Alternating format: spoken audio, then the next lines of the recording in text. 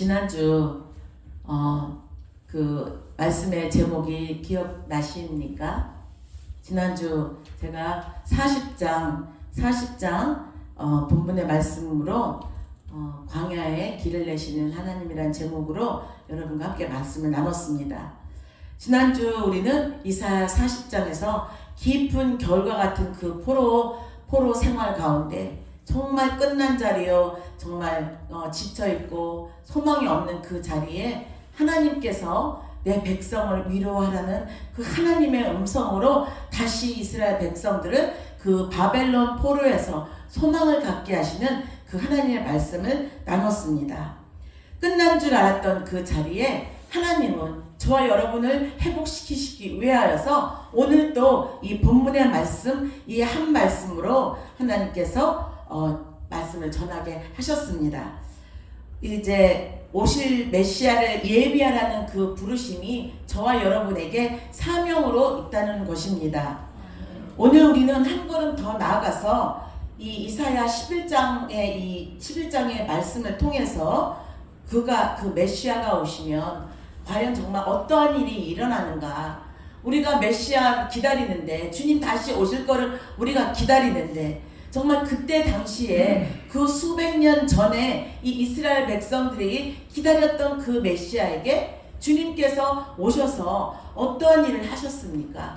우리는 성경을 통해서 예수 그리스도께서 오셔서 그 생명을 살리시고 다시 하나님과 화목케 하는 자리에 예수 그리스도께서 그 일을 감당하시기 위해서 오셨음을 저 여러분은 말씀을 통해서 배웠습니다.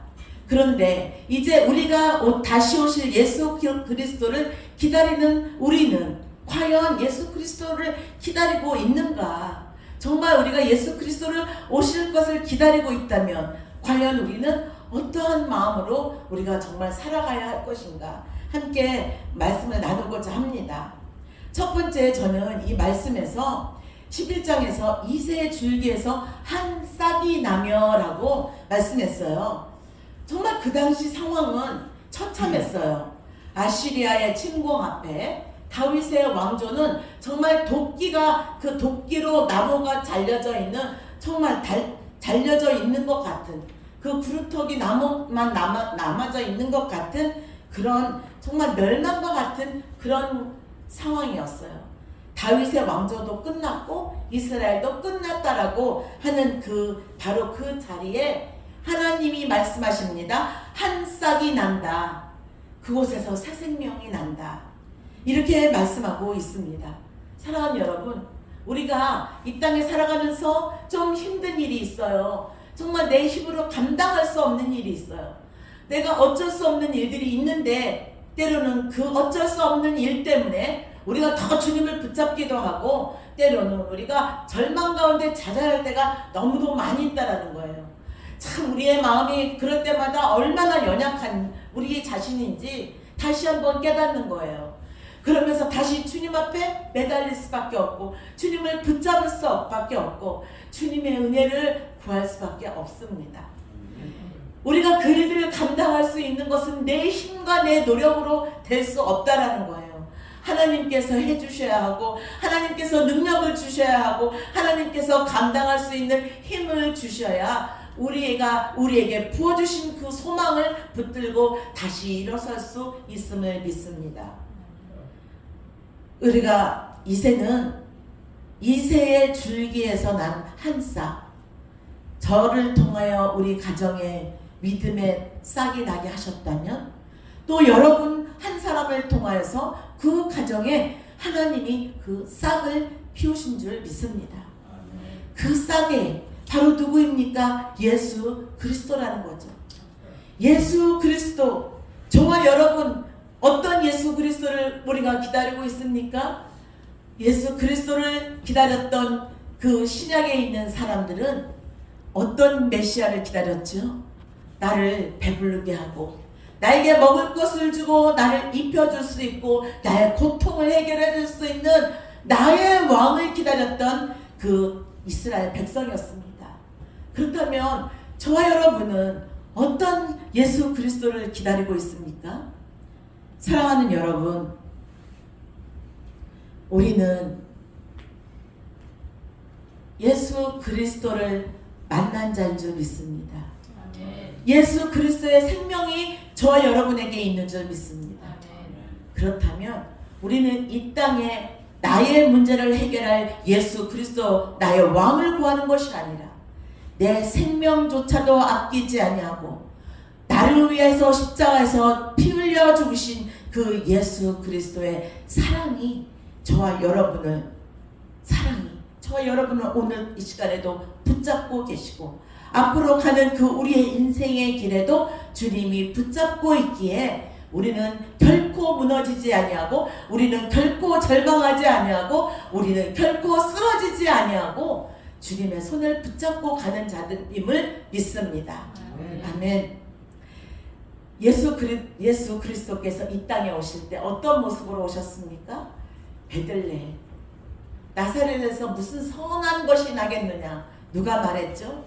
빌립이 말했어요. 빌립이 나다나엘에게 내가 메시아를 만났다. 가서 같이 만나보자라고 하니까 나다나엘이 그렇게 말했어요. 나사렛에서 무슨 선한 것이 나겠느냐? 그 나사렛이라는 곳은 이스라엘에서 가장 정말 작은 시골 마을이었어요. 사람들이 기대했던 것은 정말 그 도시에서 높은 자리에서 그런 데서 올 것이라 기대했습니다. 누가 그 나사렛이라는 그 작은 시골 마을에서 정말 천하디 천한 곳에서 오실 것이라고 누가 생각이나 했겠습니까? 그런데 그 예수님께서 그 나사렛 베들레헴에 오셔서 마구간 그 말 구유에 오셔서 우리를 구원하시기에 오셔서 낮고 낮은 자리로 오신 우리의 구원자라는 것입니다. 사랑하는 여러분, 예수님은 가장 낮은 자리, 사람이 정말 무시하는 자리, 사람들이 기대조차 할 수 없던 그 자리에 가장 강한 생명의 씨앗을 심으신 분이시라는 것입니다. 아멘. 다윗을 우리 한번 생각해 봅시다. 다윗 정말 2세도 아버지도 주목하지 않았던 막내 아들이에요. 그는 늘 정말 그 푸른 초장에 나아가 들녘에 나아가 양들을 돌보는 정말 그런 아들이었어요. 양치기 소년에 불과했습니다.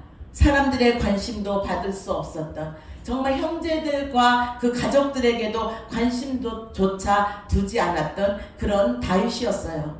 그런데 하나님은 다윗에게 어떤 자라고 말씀하셨죠? 사람은 외모를 보거니와 여호와는 중심을 보신다고 말씀하셨어요. 다윗의 마음에 어떤 마음이 있었기에 하나님이 그 정말 사람조차도 관심을 두지 않는 그 다윗을 그렇게 귀하게 보셨는가? 사랑하는 여러분, 말씀을 준비하면서 우리의 삶이 비록 초라할지라도 남들이 보기에도 내가 보기에도 참 초라한 모습인 것 같지만 하나님은 저와 여러분의 중심을 보고 있다라는 거예요. 우리가 그 예수 그리스도를 믿고 의지하고 있는지, 내가 이러한 환경일지라도 내가 정말 주님을 붙잡고 있는지, 주님이 나의 소망이라고, 주님이 나의 생명이라고 나 주님을 의지하고 있는지, 주님은 저와 여러분을 중심을 보고 계시는 줄 믿습니다. 그래서 우리는 낙심할 필요가 없다는 겁니다. 아멘. 그러므로 우리의 삶이 지금 초라해 보이고 이름 없는 들판에 서 있는 광야에 서 있는 자 같을지라도 우리는 주님이 우리와 함께 하시기에 그 구루터기 죽음과 같은 그곳에서도 싹을 내시고 생명을 내시는 그 예수 그리스도께서 저와 여러분의 심령 가운데 그 생명을 심어 주셨다는 것입니다. 믿으십니까? 믿으시면 아멘 할렐루야 하시기 바랍니다. 아멘. 이사야는 그분을 이렇게 말했어요.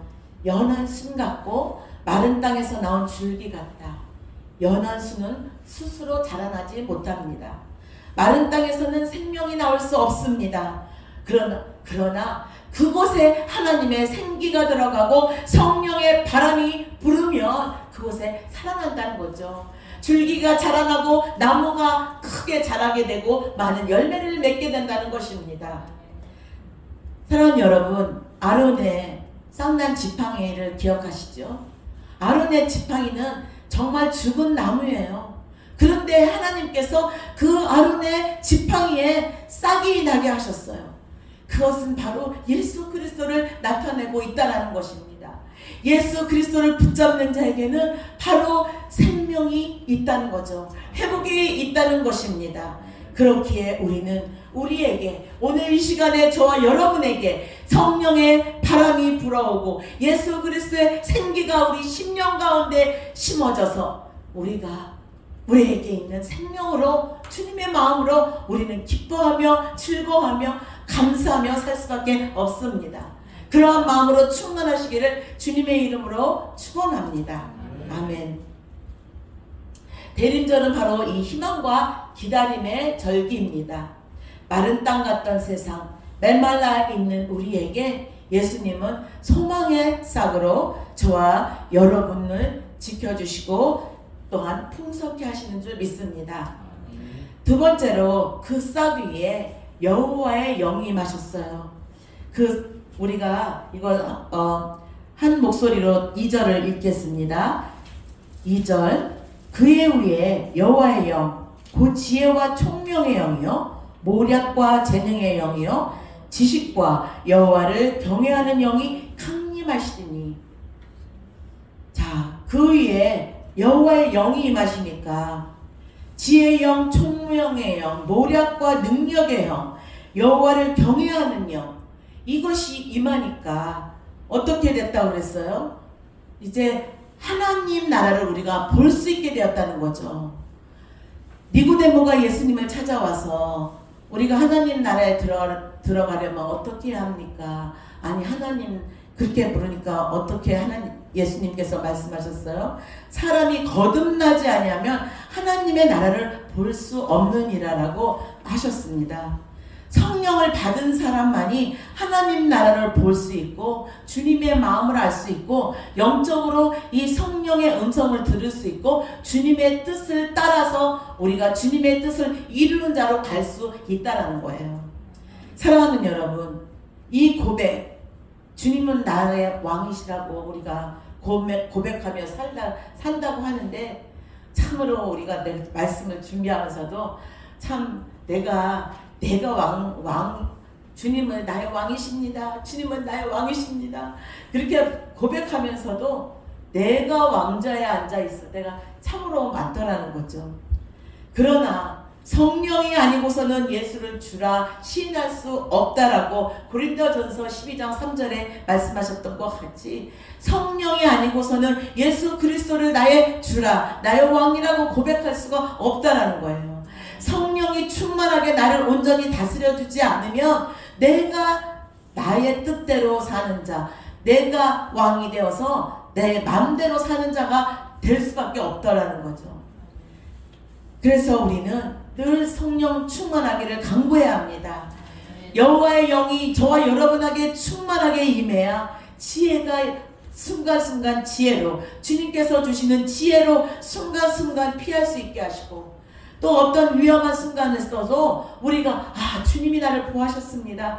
주님이 하셨습니다. 우리의 입술로 고백할 수 있는 그러한 자가 되지 않겠습니까?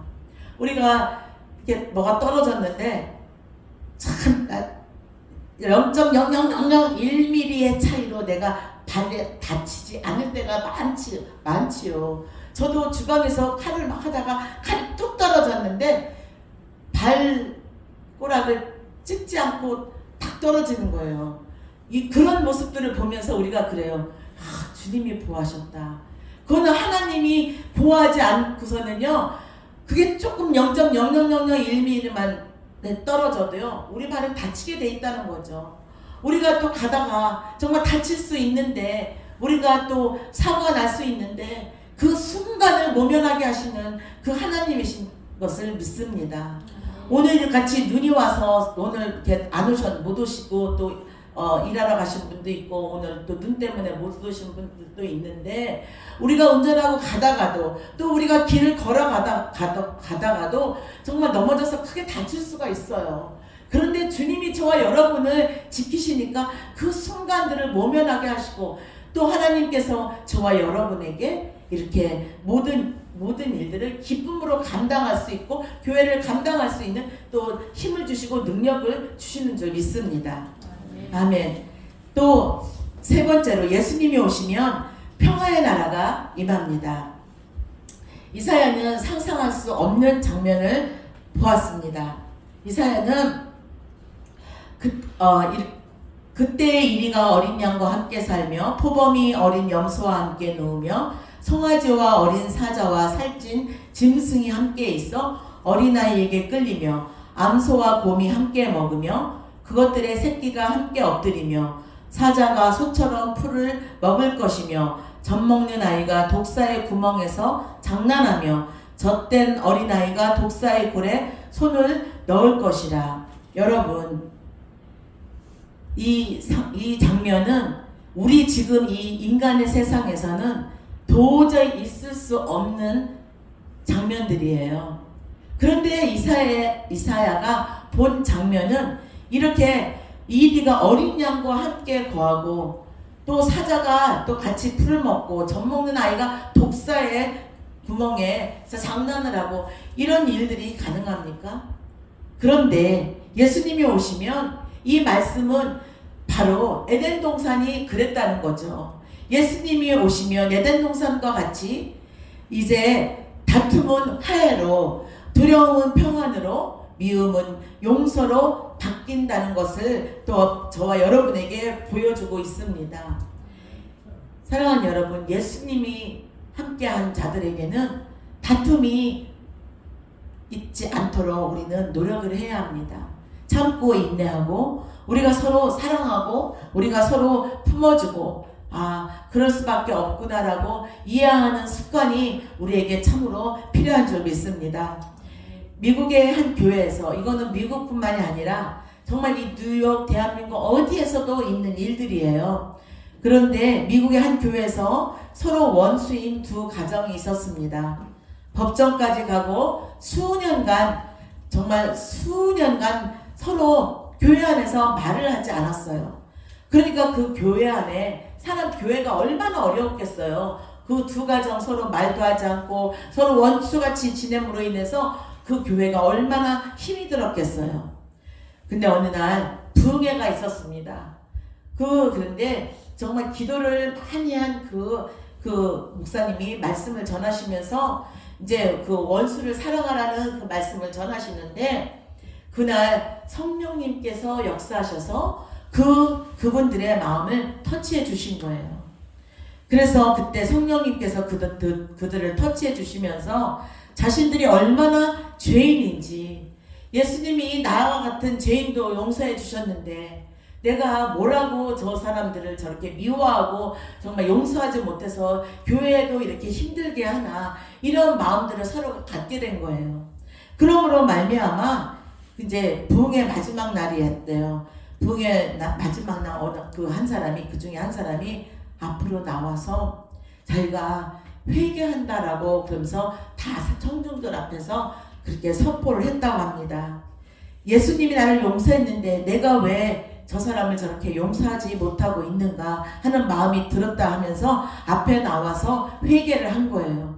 그러니까 다른 한 분도 나와서 자기도 성령님께서 그것을 회개하게 하셨다 하면서 두 사람이 끌어안고, 강단에서 끌어안고 그래서 모든 교인들이 기뻐하며 감사했다라는 그런 얘기가 있습니다. 사랑하는 여러분, 우리 교회 안에 뿐만이 아니라 다른 교회도 마찬가지고 이러한 일들이 너무도 우리 삶 가운데 있습니다. 정말 원수 같은 사람들이 너무도 많이 있습니다. 그런데 우리는 정말 성령님이 임하시면 예수 그리스도가 우리 안에 있으면 우리가 내가 용서한 것 같은데 때로는 용서하지 못한 우리의 아직도 쓴뿌리가 있습니다. 그렇다면 우리는 정말 더 주님의 영으로 더 충만하여서 사랑할 수 있고 품을 수 있고 이해할 수 있고 용서할 수 있고 이 하나님 나라가 우리 심령 가운데 임하여져서 우리가 가는 곳, 우리가 만나는 곳마다 화평이 이루어지고 정말 기쁨이 이루어지고 사랑이 이루어지는 그런 놀라운 은혜가 저와 여러분에게 임하기를 간절히 축원합니다. 아멘. 어제 우리가 하크네시아 교회에서 그 크로마 선교 찬양제가 있었습니다. 그곳에 찬양하는 모습들을 보면서 참 너무나 오랜만에 동심으로 돌아갔습니다. 크리스마스가 되면 이런 크리스마스 노래도 부르지 않고 이렇게 하는데 우리가 어릴 때 주일학교 때나 이런 때 불렀던 그런 노래들을 막 율동을 하면서 부르는 거예요. 그래서 저도 막 뒤에서 율동을 따라하면서 했습니다. 우리가 그런 어린 아이가 같은 그런 심령으로, 그런 심정으로 우리가 서로 웃으면서 대하고 정말 사랑으로 대한다면 우리가 서로 품지 않을 수가 없더라고요. 모든 분들이 너무도 사랑스럽고 80이 넘으시고 70이 넘으신 이런 어르신들이 막 율동하면서 찬양하는데 그렇게 아름다울 수가 없었습니다. 그것이 하나님의 나라요, 천국인 것 같이 느껴졌습니다. 사랑하는 여러분, 예수 그리스도께서 오신 곳에는 우리의 마음이 무너지고 우리 죄로 무너지고 깨어진 가정 위에 정말 주님이 임하시면 그런 모든 것들이 회복되고 치유되고 그 사랑과 평화가 넘치게 하시는 줄 믿습니다. 아멘. 그래서 오늘 이 자리에 예수 그리스도를 마음에 모시는 우리의 심령과 우리 가정이 되기를 주님의 이름으로 축원합니다. 아멘. 그리고 네 번째로 우리가 들어가야 될 자리가 거룩한 산이라는 것입니다. 여기 보면 9절에 보면 내 거룩한 산 모든 곳에서 해됨도 없고 성함도 없을 것이니 이는 물이 바다를 덮음같이 여호와를 아는 지식이 세상에 충만할 것임이라고 말씀했습니다. 거룩한 산은 장소가 아닙니다. 그것은 하나님의 통치가 이루어지는 그 자리입니다. 곧 하나님의 주권과 평강에 임하는 삶의 자리라는 것이죠. 거룩한 산은 우리의 힘으로, 우리의 열심으로 기어서 올라가는 곳이 아니에요. 우리가 막 열심히 노력해서 나의 의로 노력해서 올라가는 그런 것이 아니라는 거죠. 오직 예수 그리스도 안으로 들어갈 때 우리가 그 거룩한 산에 들어갈 수 있다는 거예요. 그런데 문제는 우리를 그 거룩한 산에 들어가지 못하게 막는 것들이 있다는 거예요. 그것은 외적인 환경이 아니라 우리 안에 있는 두려움과 그 죄책감, 그리고 자기의 의라는 것입니다. 그런 것들 때문에 하나님의 거룩한 산 안으로 들어가지 못하게 한다는 거죠. 자기의 의는 겉으로는 경건하게 보여요. 그러나 정말 아주 신앙적인 얼굴들처럼 보입니다. 그러나 하나님 앞에 설 수 있는 모든 근거를 예수님의 은혜가 아니라 나의 노력과 나의 의로, 우리가 나의 성실함으로 내 중심적인 신앙에서 찾으려고 하는 그러한 일들 때문에 하나님의 거룩한 산 안으로 들어가지 못하는 우리의 모습들이 있다는 거예요. 우리가 잘할 때는 나 때문에 이런 일들이 다 잘 됐어, 나 때문에 그랬어 하고 우리가 참으로 교만해질 때가 많습니다. 그런데 지금의 나는 하나님 앞에 설 자격이 없다는 생각이 우리를 그 산 아래에 머물게 할 때가 너무도 많다는 거예요. 하나님, 난 자격이 없어요. 난 이것밖에 안 돼요. 내가 정말 어떻게 할 수 있어요? 이렇게 하는 그 나의 이 생각 때문에 하나님의 거룩한 산 안으로 우리가 들어가야 되는데 그 산 아래에 있는 우리의 모습들. 그러나 우리 주님께서 이렇게 말씀하셨어요. 로마서 10장 3절에서 4절에 하나님의 의를 모르고 자기의 의를 세우려고 힘써 하나님의 의에 복종하지 아니하였느니라. 그리스도는 모든 믿는 자에게 의를 이루기 위하여 율법의 마침이 되시니라. 사랑하는 여러분, 거룩한 산으로 가는 길은 노력의 사다리가 아니라 은혜의 문이라는 거예요. 우리가 할 일은 올라가는 것이 아니라 믿음으로 들어가는 것입니다. 오늘 하나님은 우리를 다시 부르시고 있습니다. 내 아들 예수 그리스도를 붙들고 거룩한 들어오라라고 주님이 말씀하고 계십니다. 하나님이 우리를 부르시는 것은 결코 정죄가 아니고 판단도 아니고, 하나님이 우리를 부르시는 것은 평강이며 안식이며 회복의 음성으로 저와 여러분을 부르시고 있습니다. 성경에서 삭개오가 나무 위에 올라갔잖아요. 근데 주님이 삭개오를 보셨어요.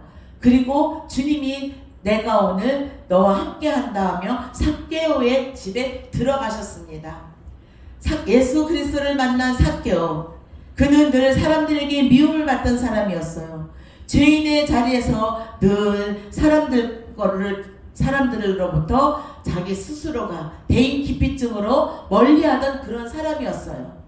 그런데 예수님께서 그를 만나주시고 그 집안에 들어가니까 어떤 일이 생겼어요.